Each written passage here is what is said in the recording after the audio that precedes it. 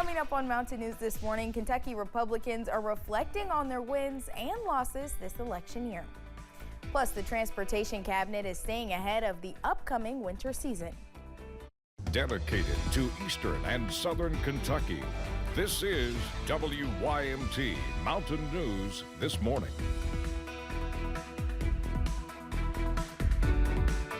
Good morning, I'm Madison Carmouche. Thanks for joining us this Thursday morning.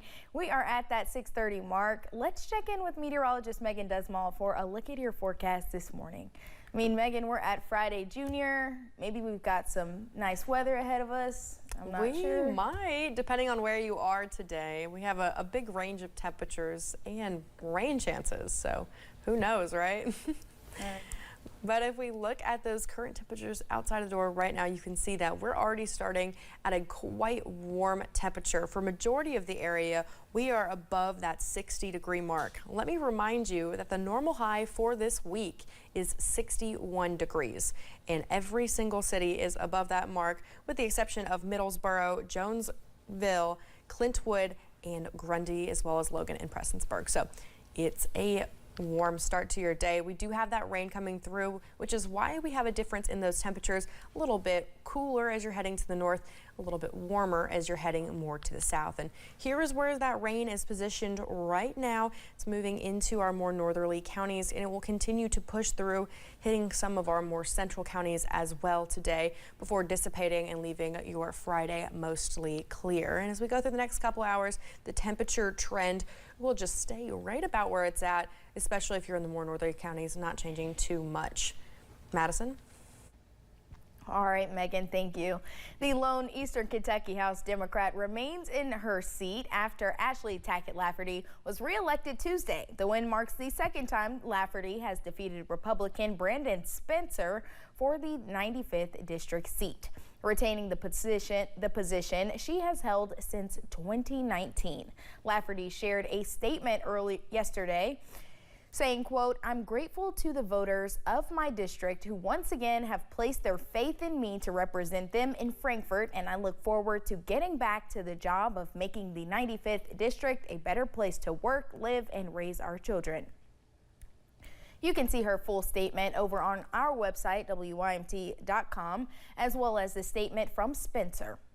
The battle for the state representative in the 95th district was not the only one folks in Floyd and Pike counties were watching this week. Here is a look at a couple of mayor's races, beginning with the one in Prestonsburg. Rick Hughes ended up taking the victory, receiving nearly 850 votes. David Gearhart generated more than 450 votes. Meanwhile, Danny Martin had a little more than 200 votes. And in the race for the mayor in Elkhorn City, Nathan Bryant came out on top in that contest. Bryant secured more than 260 votes. Roxanne Blankenship had less than 100 votes, and Janet Atkins had a little more than 50 votes. Pineville Mayor Scott Maiden has secured enough votes to win the 29th District State Senate seat. The Republican beat out 10 other write-in candidates for the spot. We understand Maiden posted on social media yesterday thanking Congressman Hal Rogers for his endorsement, and he congratulated the other candidates on running a good race.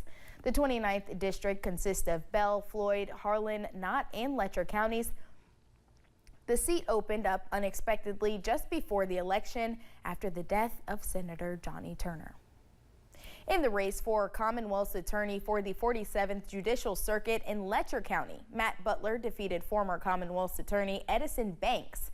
Butler generated more than 4,300 votes, while Banks had more than 3,350. Prior to the election, Butler had been appointed to the position by Governor Andy Beshear.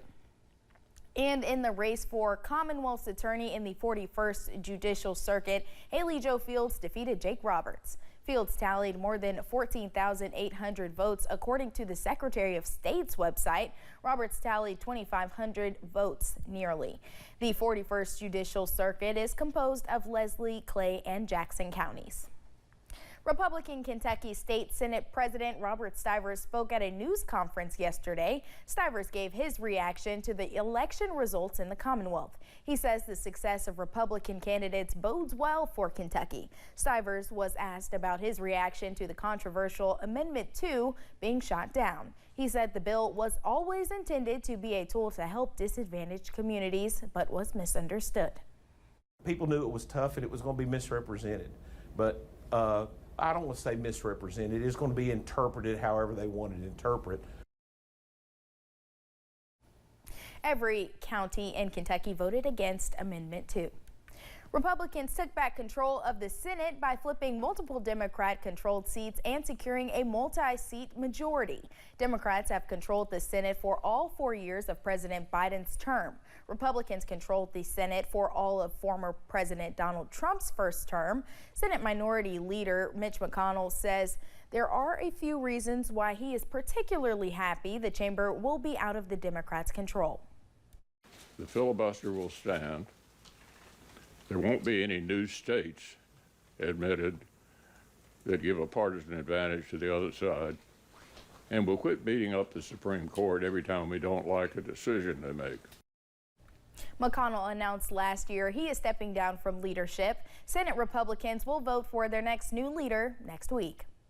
For the first time in history, a black woman has been elected to Kentucky's Supreme Court. Pamela Goodwine was elected in the 5th District, clinching the win against Lexington attorney Aaron Izzo Tuesday night. Goodwine will fill that seat that was occupied by Chief Justice Lawrence Van Meter. Van Meter did not seek re-election. Here's a look at some complaints that were voiced during the general election.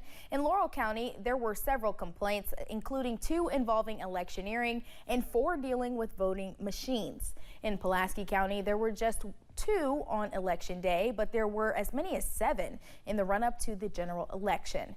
And in Leslie County, there were 3 prior to the general election, but none were made on Tuesday.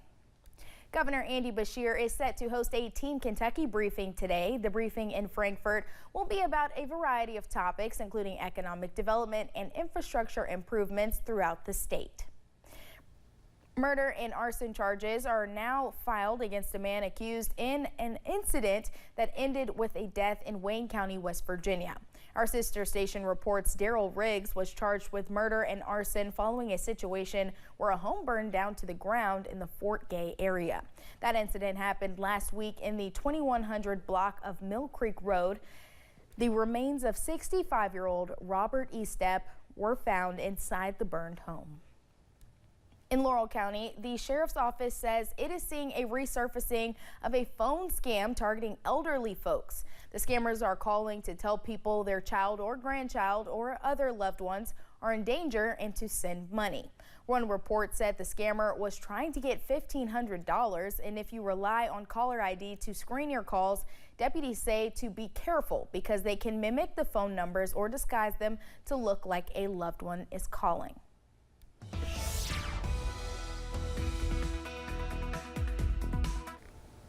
Forecast highs for your Thursday will be in the upper 60s. If you're more to the north and as you're traveling more to the south, you'll see those more warmer temperatures in the low 70s, with some places potentially seeing that upper 70 mark being hit. Now, we have that rain, and as we look on satellite and radar right now, you can see that rain is pushing through. It'll mostly stay in the north for the next couple of hours, but it will continue to progress as it moves out of our area. And as if you're heading to the bus stop this morning, 64 degrees as you're on your way to school, and depending on where you're at, you could see that rain in a shower or 2. And as you're going to lunch, that's when most people will see the amount of rain, 68 degrees. And by the time you're heading home, 67 degrees. Madison? All right, Megan, thank you. While it might not feel like it outside, winter is just around the corner, and Kentucky state officials have already laid out their plans for keeping Kentucky roads clear this winter. For the 2023-24 fiscal snow season, the state spent more than $47 million on state and contract equipment, materials, and labor. With a projected change in our global weather pattern from La Nina to El Nino, they are preparing for an increase in cost. Anytime there is some increases in the salt prices, you know, we plan ahead for that so that we're able to maintain that stockpile and ensure that we have enough snow fighting chemicals and everything on hand for when the winter weather hits. For context, state and road crews will have to keep clear more than 27,000 center line miles, as well as 64,000 lane miles and 9,000 bridges during active winter storms. Thank you for joining us. The time is now 6:40. Still to come on Mountain News this morning. Officials are urging caution as we enter the midway point for fire season. But Kentucky is not the only state battling flames. Stop